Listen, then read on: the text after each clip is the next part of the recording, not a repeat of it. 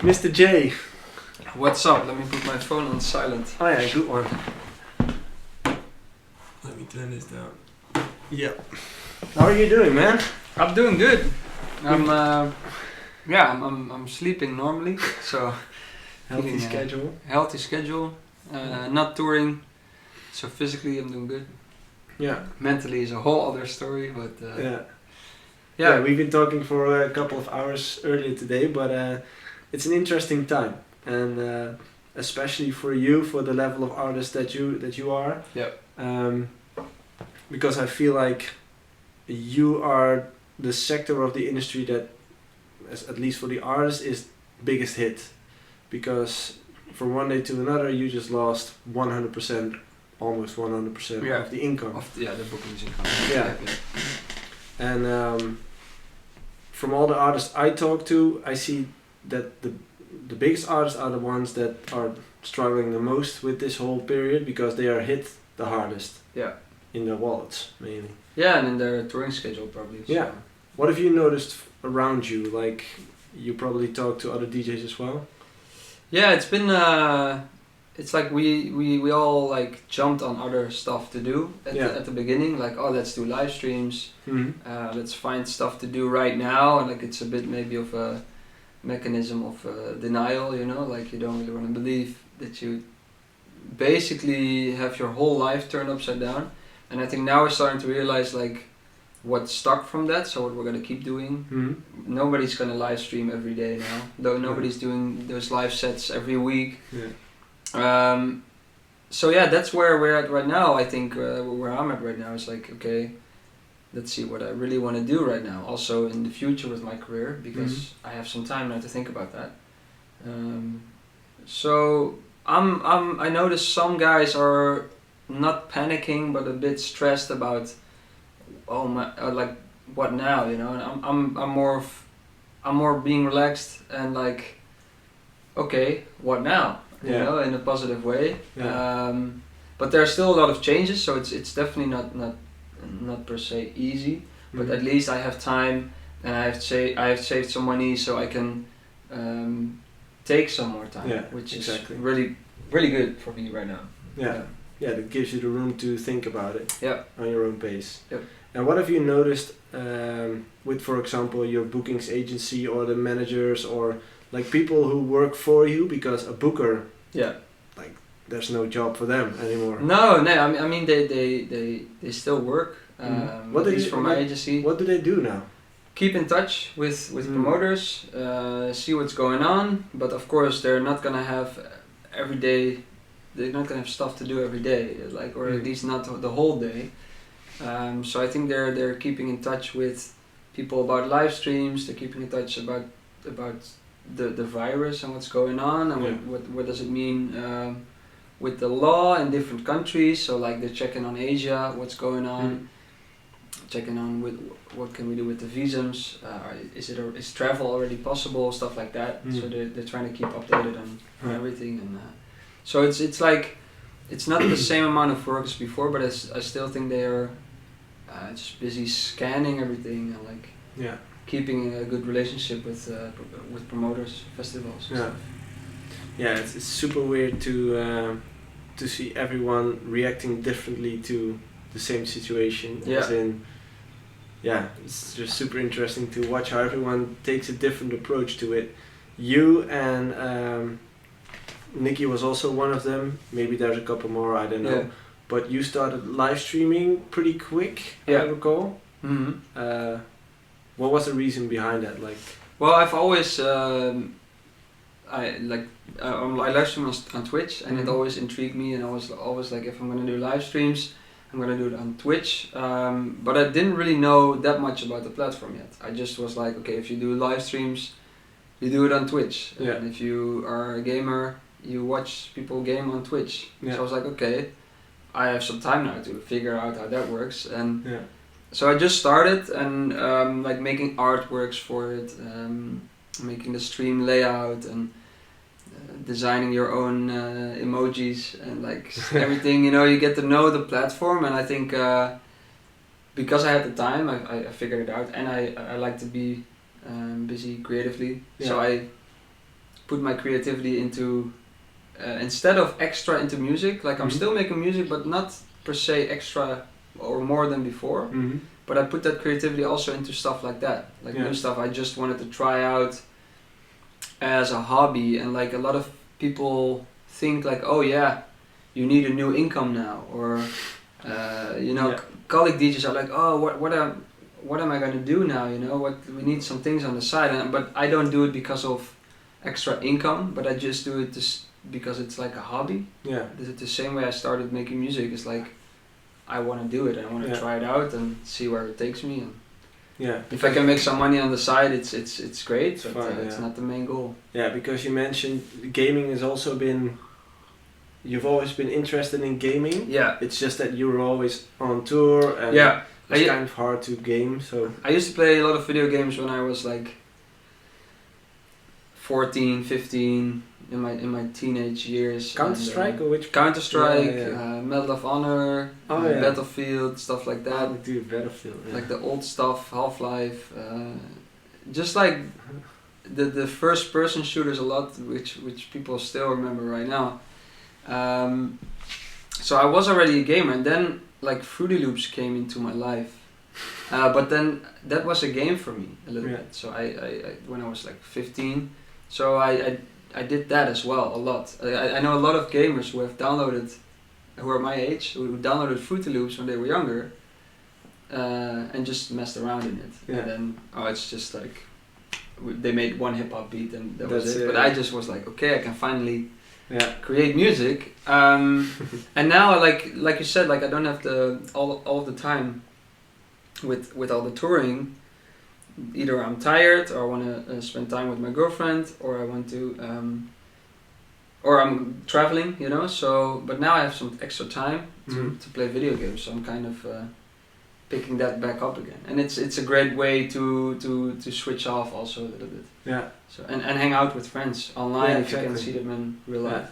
How is it to spend more time with friends and family? Amazing.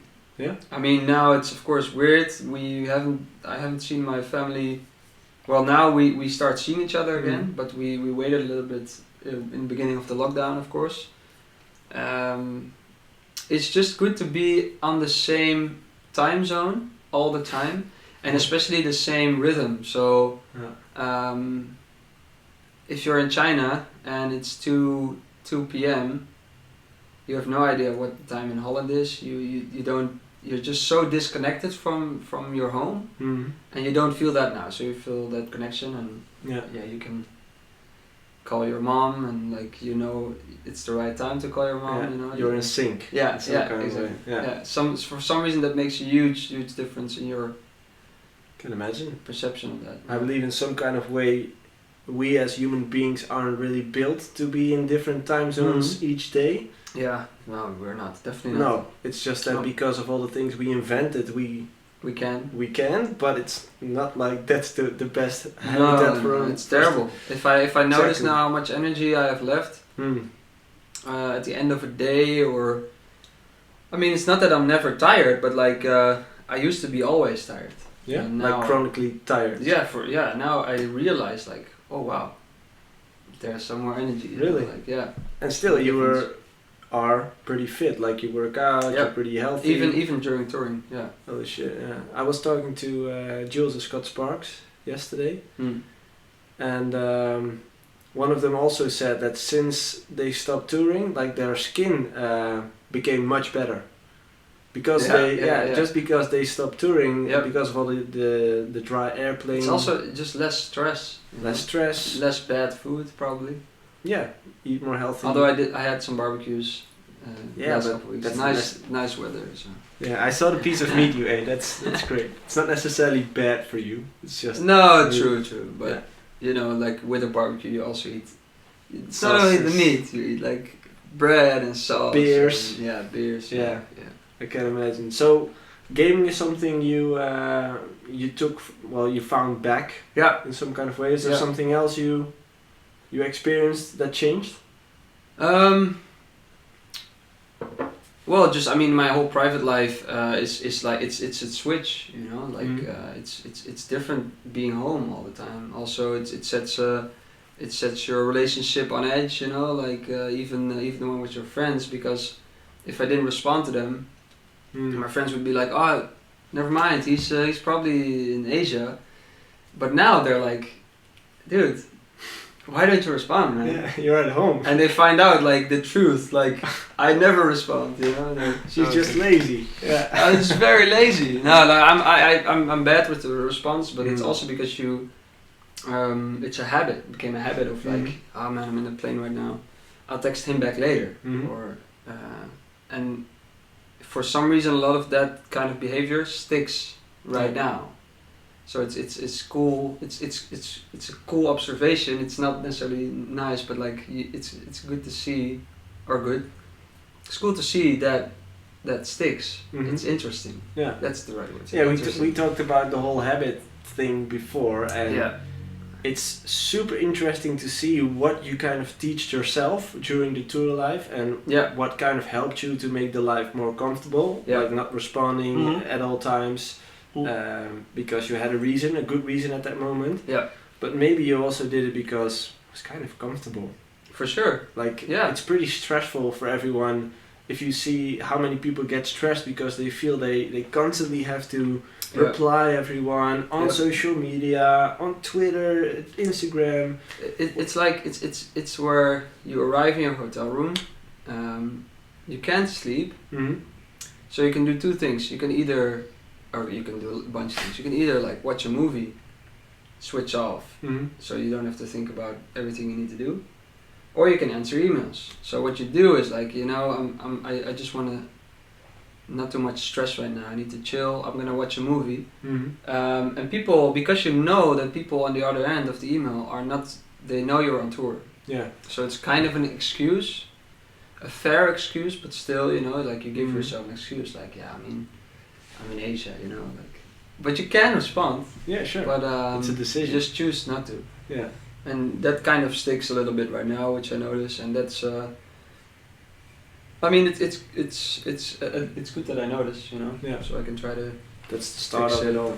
Yeah. It's just, I recognize it as well, because when I was touring, I always felt that when I was abroad, I always sort of felt that I was on a holiday in some kind of way, as in I was way more lazy than I was when I'm back home. You leave like your email box, you leave all your shit at home behind. Yeah, exactly. But also the way I live, because at home I'm pretty clean, like almost obsessively clean. Yeah.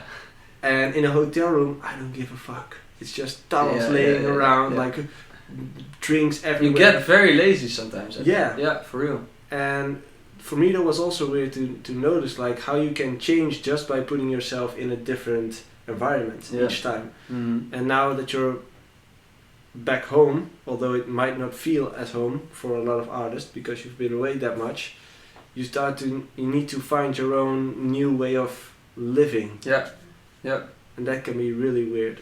Yeah, and I mean, like my apartment where I live, I mean, it's a beautiful place in Amsterdam, so I can't complain, but it's pretty small. And if you're not allowed to go to restaurants or to the movies, you can take some walks sometime. It seems even smaller. So it's also, I think we shouldn't underestimate also the impact the whole coronavirus situation has had on everyone. You know, it's pretty. I mean, it's not that dramatic. I mean, we'll live, you know, but that sounds very harsh. Not everyone.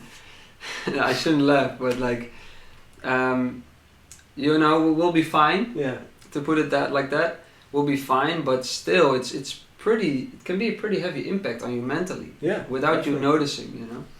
The way how I see it is that, with not just artists but people in general, they love to escape from their problems. Yeah. They love to avoid everything that's the start of every addiction, right? Yeah, it might be they want to avoid a lot of things that could hurt them. Yeah. So avoiding tough conversations, avoiding the fact that they might be addicted to alcohol or addicted to going out or addicted to video game, dating, all those things. And all those things require you, except for gaming, require you to go out. Yeah. And now, like workaholics for example, they are addicted to their work. So now they're kind of being Like they're forced to look into the mirror and see like, fuck, I really feel terrible that I can't go out right now because I kind of feel like I'm addicted to it, or all those kind of things. So it's really confrontating for people to sit back home and get that mirror in front of them to see like, this is who you are. Yeah. This is what you've became. Yeah. And that might hurt. Yeah. For some people. I think for a lot of people. For a lot of people, like people who work from 9 to 5 in a shitty job, always had the thought that it sucked and they want to leave, but they never did. Yeah. And now they're back home realizing like, I just throw away 3 years of my life, 5 years of my life, 10 years of my life. Yeah. Or the other way around. Or the other way around, like being grateful for all like, now I realize my job isn't so bad. Yeah, exactly. Yeah. That's, I must say, for me, the whole period, as bad as it may be for a lot of other people, because I didn't got, no one in my surroundings died or whatever, so I'm really grateful for that. But for us, it kind of felt like some sort of holiday. Yeah. Because we were at home with the kid, we got all the time to spend with her, to watch her grow, to entertain her, which is stressful and tiring at the same time, but still it's satisfactional in some kind of way as well. Yeah, I can imagine. So to me it also felt like some sort of holiday, like playing at home, having a beer at 4 o'clock in the afternoon because you you don't have anything to go to anyway, so why not enjoy your time at home? Yeah. It's just super weird to see everyone reacting differently on it. But is there a plan for you for the upcoming months, or is it just like No. I mean, I'm still gonna release music, so that's like I still want to release music regularly, and I mean for the rest I'm kind of winging it, and I never really had a plan. Also with my career, I kind of felt where I had to go, and I feel like I kind of maybe lost that last year, like with like maybe I'm not evolving enough with my music style, or maybe I want to go in a different direction. I'm not sure, maybe I've gotten a bit too comfortable, but I'm figuring that out right now, and I'm not trying to figure it out too much right now. So I'm kind of letting everything happen, still working hard, but like not too much focusing on what's next, and I think that's where I'm at right now. And I think it's also a good thing. I think like it's funny because when I always said when the lockdown just happened, it's like no one knew this could happen, and no one knows now what the future will bring, but we never really did. No, so also last year you never know what's happening next week. You never know. So. And that's why it's good for everybody kind of mentally to realize that maybe, and to be like, hey, also when it turns bad, we can still manage, or we can find a way. And I think I see a lot of people make that realization as well, who are like, oh, I really need to work on my simple stuff as well, like, oh, I need to be at the office, and I need this, and now they work at home and they're like, we'll manage. It's like it's not that big of a deal, And it's good. Going back to the basics in some sort of way. Yeah, and the change it brings, and dealing with change, it's change is imminent every time, and I think as an artist, and probably yours is like as an entrepreneur, I think I call you as a ondernemer.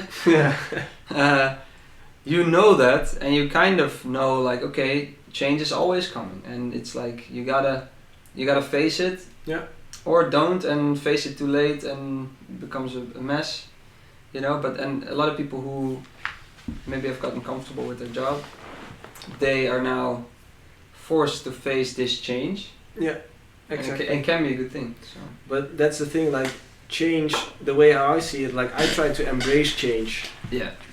Because I see change as a possibility to evolve, a possibility to grow. Because once you become comfortable, like you mentioned, once you become comfortable with what you're doing, you kind of get lazy.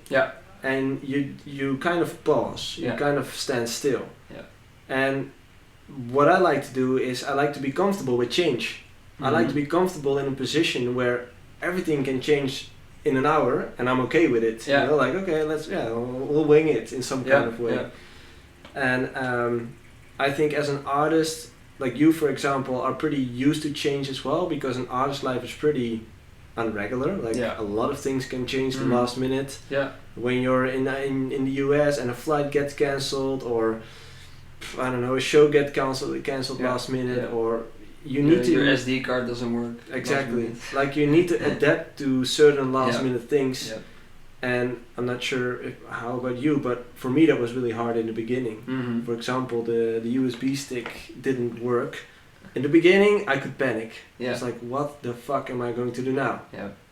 But after a couple of years, you're like, oh, fuck it, okay. Anyone else got one? Yeah, I remember I kind of learned this really fast. Like also because when I just got a bit bigger, everything felt so like, I was so overwhelmed, but in a good way, like, wow, man, I'm enjoying the ride. I was literally like enjoying the ride. Yeah. I remember this time I played in Vegas for the first time in Hakkasan, and it was a big thing to play there for me. Yeah.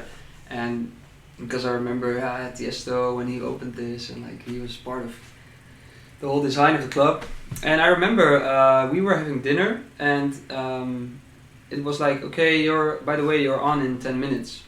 And then, but I didn't have time to stress out or whatever. We just walked in, straight to the DJ booth and go, like, and I felt like I wasn't that good of a DJ yet. So I was like, entertain wise, like technically fine, but I realized there, like I was actually realizing, okay, this is how it's gonna go, and you don't really have time to stress. So now I actually prefer arriving right on time, not having too long in front, because it's gonna be fine.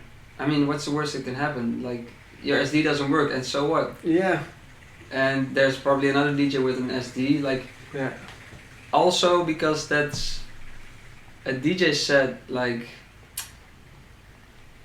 I mean, I won't say this when I'm playing Tomorrowland main stage and your music doesn't work, but for the rest, it's like, who cares, man? It's a party. Yeah. People of your age are there. We'll survive. It's so, and that's where I also realized it's something so special to do, and to have experience in so many times. So I'm already grateful now, and let's hope I can next year play at a festival again. Would be amazing. Yeah. That would be nice, of course. A lot of things will probably change, but again, a lot of everything's gonna change, but I don't know. We'll see. I hope. I can't imagine now, thousands of people at a festival together. Like, it's already when you look at a video of an art movie, like, ooh, all those people. I see people shaking hands in movies. Yeah, it's like, whoa.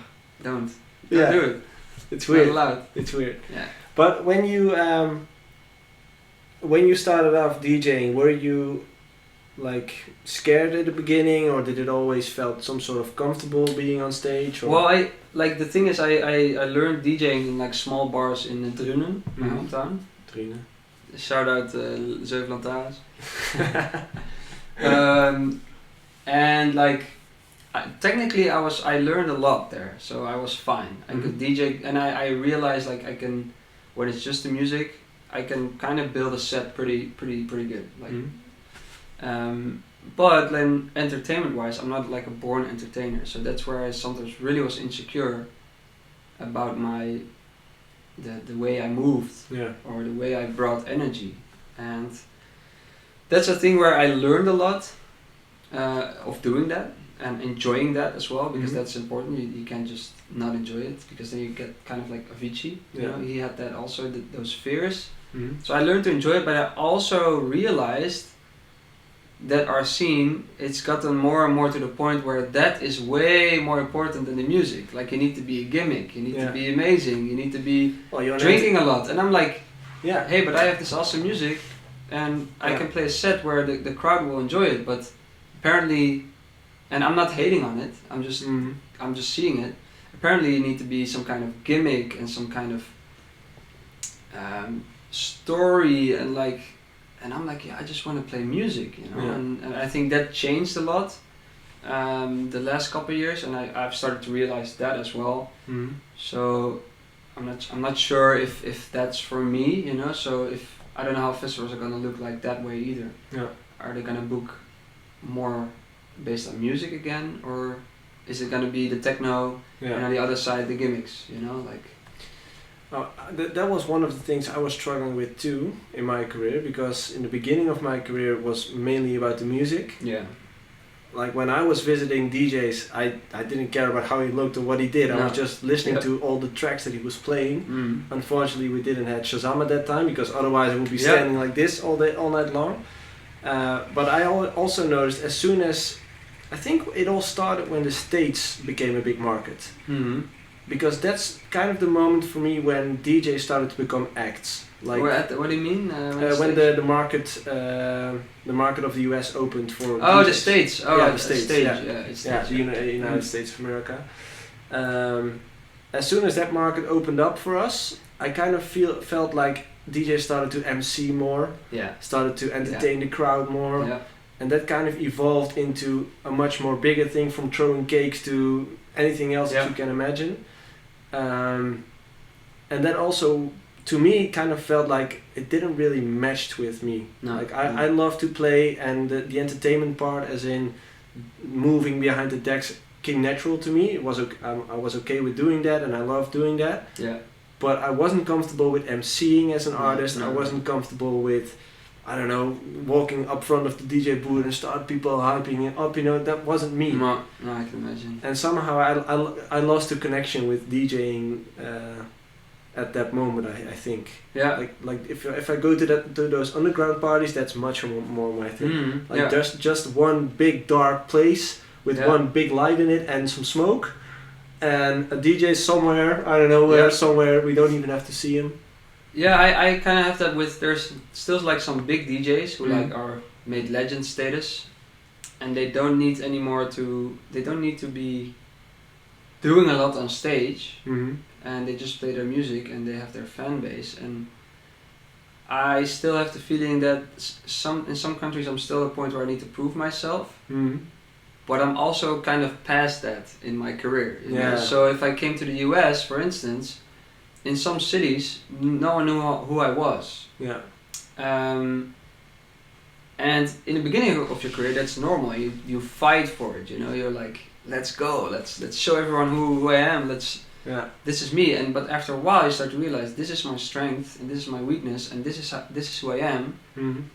And if it doesn't work here, I mean, it's their loss. Basically, I'm okay with it. And I'm not sure if that's the attitude that works in today's market, but I found that it works best to live a sustainable mental life, because else you're gonna lie to yourself every night. And you can't make everyone happy. Like there will always be people that simply just don't like you. Same with your music. Like if you make music that the crowd will love, then you will never please. You will never be satisfied. There's always one hater. What was that sentence? If you try to please everyone, you will probably not please anyone. I think that's the one. It sounds good. It sounds good. You should write it somewhere. JoeySuki. Like market. No, but it's super interesting. To me personally, I hope that the real club scene is starting to relive again once this is all over. Because I think the parties became too big, too much risk for event promoters as well. It's just too big in some kind of way. So I would too much money involved, maybe. So I would love to see the smaller clubs, like 1,000, maybe 2,000 max. I love the smaller clubs. Exactly, and that's what I loved as well. So I would love to see that whole industry, because in the last couple of years all those clubs died. Like all those clubs went out of business. I don't know why. Maybe it's because the youth doesn't like it, or it's like what we had in Holland was all the big DJs. 10 years ago, 15 years ago. So we were like, 15 years ago, that's 14, that's already the first time I went out. It's crazy to think it's that long ago. We had all the big DJs, so you weren't impressed with the DJ itself, you were liking the music. And what you also said. And now it's like, I feel like it's less about what I said also, it's less about the music. So they want that big artist with the gimmick or that crazy helmet on his head. Mm. But then the problem is they are so expensive that anything below that is like maybe the popularity slash there's like this should be this graph for popularity versus cost. You know, it's like the more popular, it's like an exponential thing where your popularity goes like this and then the costs go like exponentially up. Yeah, but it kind of makes sense because if you're like Marshmello, for example, it doesn't make sense to put him in a venue of 2,000 people because it simply, one, the event promoter is not going to sell enough tickets to buy to get the cost from Marshmello. Yeah, but that's the circle already. Yeah, exactly. So itself basically. Yeah, so guys like Marshmello only play in stadiums, for example, or big festivals because there's the budget. There need to be 50,000 people on that square that all bought a ticket in order to pay that for that lineup. Yeah. And it's of course it's demand and what's it like supply and demand as well. Mm-hmm. Like he's popular, so he can sell that many tickets. But still, I do believe that a market of the clubs, the 1,000 people, 1,500 people, that market is super interesting, and I really believe that there's something there, you know. Like I feel like Defected is doing a really great job with those kind of things. Tool Room as well, like the kind of underground labels. Not so underground, but still, I think most EDM people would consider those labels to be underground. Yeah. If you have a look at those parties, like me personally, I think those are the best. Yeah. Like, it's more about the music as well, and I think I noticed that if you go back like 5 years, festival it was more. People were like, let's wait and see. New artist comes on stage. Let's wait and see and just listen and react to that. Or maybe I just become less popular, and that could also be the case. I mean, let's face it, that could be the case. But like now, I feel like okay, we ticked off this artist. The next guy, I don't care. Who is that? Yeah. Like a bit of arrogance, a bit of what I never understood because. Well, also because I'm Dutch, you go to a festival not to check off artists, you just enjoy. Have a good time. I don't care what music they play, man. Like there's, especially now that you miss the festivals, if there's a tent and there's beer and some music, I don't care. I'm going. Yeah. And so it's a bit of in that way the demand also has changed a lot. Could it have something to do with the fact that like back in the days music was harder to get, you needed to either buy it or you needed to really know what to look for. Like if you wanted to download music illegally, you needed to be in the underground to know what the title was, who the artist was. You needed to know what to look for. Right now, all the people with all the streaming services and the algorithms, people are kind of like spoiled. Yeah, for sure. Yeah, for sure. So could that have something to do with the fact that they aren't interested in looking up new music or new artists? For sure, I think so. For sure. Like, there's so much music to go for. You get lazy. Yeah. You get lazy in your. What I do when I have a nice song, I just go to that radio of that song. You know, Spotify this function and and then it plays and it. Never really satisfies me, but it's fine. Yeah. It's good enough. It's good enough. It's fine. It's background. But like, I just remember on holidays we would make music selections of our favorite tracks, and like they would, if you hear them now, you're back on that that holiday, you know, with your friends. So that's definitely also changing that. Yeah. I just really wonder how it's all going to develop from here, and how many artists are willing to change, because there probably there will be change, and you need to adapt to the music industry. I just wonder how many artists are actually. Well, that's the question. Like, you need to adapt. Do you want to adapt? Do you want to adapt? Do you need to adapt? Yeah, true. Because that's also where the music industry, and that's how I see it, was always dictated by labels and like big studios, and you needed big budgets to record a song. then the electronic music came up. People with a computer could make something, and of course that were first like really the super nerds to say it with respect. And then that became more popular, and then it became more easy to make music. And I feel like we reached the peak of, and that became popular, but it wasn't the established labels and the radio stations. They were like, whoa, what's this? Yeah. Everybody was like, whoa, what's this? And I think we reached the peak with Martin Garrix. Yeah. Where he's now like one of the biggest DJs in the world, coming from a laptop, basically, you know. And still is. So he still makes it on his laptop. Yeah, but so radio stations also started to play all this music, and like the whole scene it seemed like, oh, we had everything in control. By uploading, Avicii made his biggest hit. He uploaded it on SoundCloud as an ID. Yeah. Like, I don't know what it is yet, and it was levels, and like that was how it worked. You know, like that's how you became a big artist. And now it feels like we're kind of back at where, and it's probably a wave which goes up and down. But now I feel like we're back at the part where you either need the connections at a radio station, or for some playlist you need like that the gun factor. The I like you. Where like the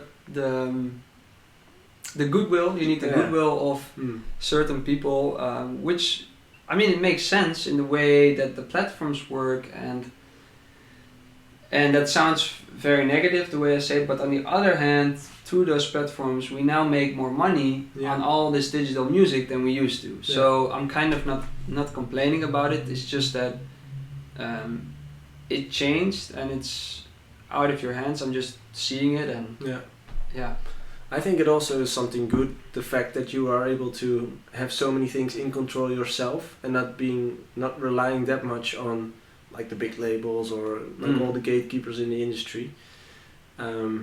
It brings so many more opportunities, and like you said, you make more money as well because you have 100% of the income in some cases. You have more streams of income in most cases. If you release it yourself, you mean, right? Yeah, but also mainly when you release it yourself. And I wouldn't recommend everyone to only release it by themselves, especially not in the beginning of your career, because labels definitely add value to your release. It's just that there are so many more opportunities right now. If I have a look at 10 years ago when we kind of started, you had one option, sending it to a label and praying to get signed. That's about it. That was it. And then when you signed it and when it was released, it became something, you know. There weren't that many records out. There weren't that many good records out, and so everybody would listen to the promo. Now it's so many promos. We were talking like skipping through the promos quickly, just within 2 to 3 seconds. That's the only thing you hear. It's like with some labels where 5 years ago even you would see their promo and be like, okay, I need to check this promo before I go out tonight. Or before I go to the club tonight. Oh yeah, man. And now you're like, I have my playlist. I downloaded some demos this week from this guy on SoundCloud. I'm gonna try to play that. I made my mashups.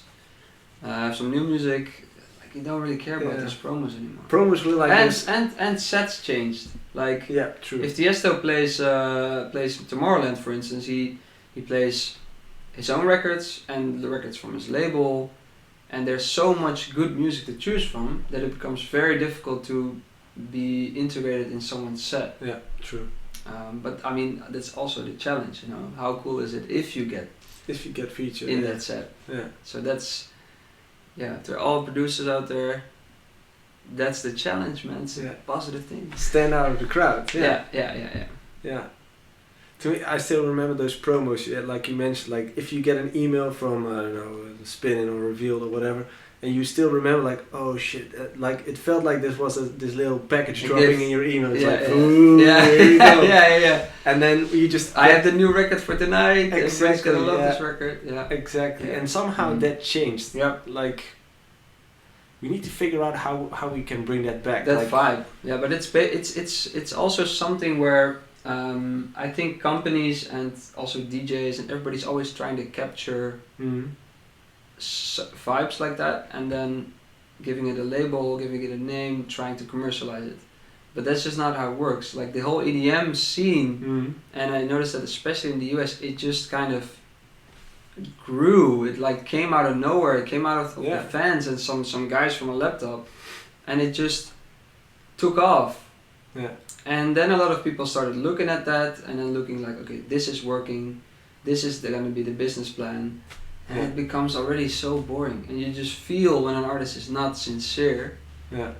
So I always try to be sincere, but you can just feel if an artist is just not connected to that. Yeah. True. To that community. I would. Everything's so branded. Yeah. Exactly.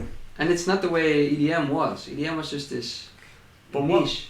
But what was it like? The way how I always experienced it, like I compare it to like Pokemon cards, for example.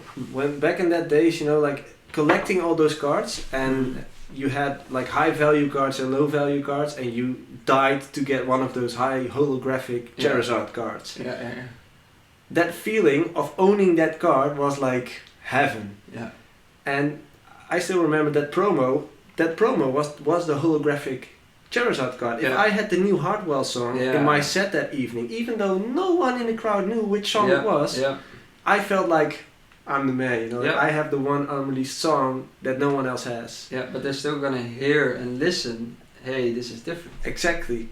And I wonder like how can we bring that feeling back, that music becomes special again. Like people start collecting music, like start looking, actively searching for certain songs. Because I feel like it became too general or something. Yeah, I mean it became too mainstream, I guess. Yeah. It became mainstream, so super popular. So a lot of people who weren't really interested were enjoying themselves a lot. But maybe not so like I enjoy a festival. Like I don't care what they play. Like it's enjoyable. Yeah. And you go to the mainstream festivals.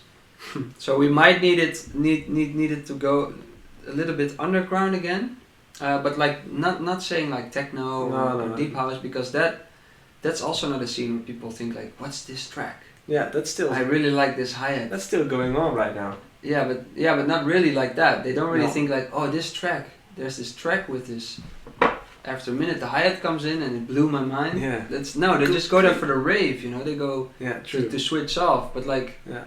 The EDM would be like, everybody was listening to your set and like registering, like, I don't know this track. Like, whoa. what the fuck? Yeah.